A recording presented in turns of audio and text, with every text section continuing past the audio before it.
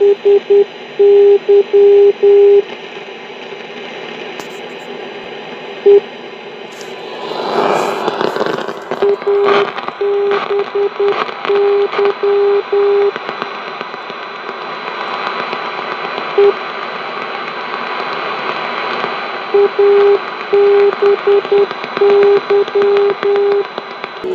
father held in the village, and many of the villagers came to celebrate with me.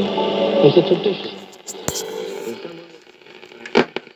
It was a party. Something really worth being proud of. Started in the late 90s, went to Xinjiang as railway workers and helped to build the Lanzhou Xinjiang Railway, which runs nearly 2,000 kilometers in north